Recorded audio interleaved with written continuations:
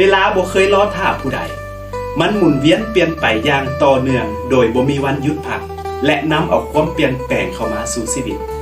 เฮ็ดให้ชีวิตบ่มีความแน่นอนฤดูกาลหมุนเวียนเปลี่ยนไป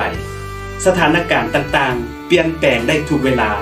และผู้คนก็ผ่านเข้ามาและจากไป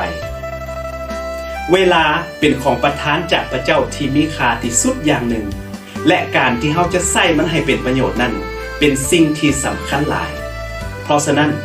เฮาควรทนุถนอมทุกวินาทีของชีวิตใช้ชีวิตอย่างมีจุดประสงค์